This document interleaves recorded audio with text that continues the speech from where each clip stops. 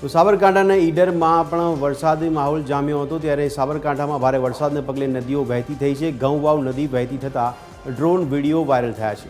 શેરપુર નજીકના drone video viral થયા છે। ઘઉંવાવ નદી કુદરતી સૌંદર્યની પ્રતિકૃતિ છે। વહેતી નદીના આહલાદક દ્રશ્યો કેમેરામાં કેદ થવા પામ્યા છે। તો સાબરકાંઠાથી આ દ્રશ્યો નજરે પડી રહ્યા જેમાં શેરપુર નજીકના ડ્રોન વિડીયો વાયરલ થયા છે જેમાં કુદરતી સૌંદર્યની પ્રતિકૃતિ દેખાતી હોય તેવું નયનરમ્ય દ્રશ્ય સર્જાયું છે સાબરકાંઠામાં। તો વહેતી નદીના આહલાદક દ્રશ્યો કેમેરામાં કેદ થવા પામ્યા હતા જે વિડીયો વાયરલ થયો છે। સાબરકાંઠામાં વરસાદી માહોલ વચ્ચે વરસાદી માહોલના દ્રશ્યો આપણને ડ્રોન વિડીયો નજરે પડી રહ્યા છે ત્યારે ભારે વરસાદને પગલે નદીઓ બંને કાંઠે વહેતી હોય તેવા દ્રશ્યો જોવા મળ્યા છે। તો સાબરકાંઠાના ખેડબ્રહ્મામાં મેઘરાજા મહેરબાન થયા છે। ખેડબ્રહ્મામાં 24 કલાકમાં 15 ઇંચથી વધુ વરસાદ ખાબક્યો છે। ધોધમાર વરસાદથી નદી નાળાઓમાં ઘોડાપૂરની સ્થિતિ સર્જાઈ।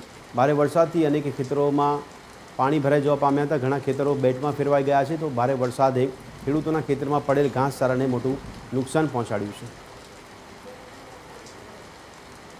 સાબરકાંઠા જિલ્લામાં સૌથી વધુ વરસાદ ખેડબ્રહ્મા તાલુકામાં જોવા મળી રહ્યો છે। ખેડબ્રહ્મા તાલુકામાં 15 ઇંચ જેટલો વરસાદ પડતા જ ખેતરોની સ્થિતિ જળબંબાકાર જેવી થઈ છે। ખેતરોમાં ઢીચણસમાં પાણી ભરાઈ ગયા છે। ખાસ કરીને બાજરીનું વાવેતર રનિંગમાં હતું ને આ ઉપરાંત આગોતરું ચોમાસું વાવેતર ખેડૂતો દ્વારા મગફળી અને કપાસ સહિતના પાકનું કરવામાં આવ્યું હતું। પરંતુ જે પ્રકારે ખેડબ્રહ્મામાં 15 ઇંચ વરસાદ ખાબક્યો તે બાદ સ્થિતિ ખેડબ્રહ્મા તાલુકાની બદલાઈ છે। ગ્રામ્ય વિસ્તારમાં ખેતરોમાં ઢીચણસમાં પાણી ભરાયા છે।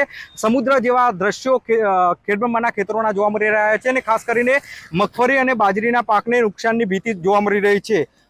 સાબરકાંઠા જિલ્લાના ખેડૂતો ખેડબ્રહ્મા તાલુકાના ખેડૂતો આપણી સાથે છે। કેવા પ્રકારનું નુકસાન જોવા મળી રહ્યું છે ખેડબ્રહ્મા તાલુકામાં? અહીંયા જે એડવાન્સમાં કપાસ વાયો હતો એમાં પણ પુષ્કળ નુકસાન આવ્યું છે અને બીજું જે ઘાસ વાયું હતું એમાં પણ પુષ્કળ નુકસાન આવ્યું છે।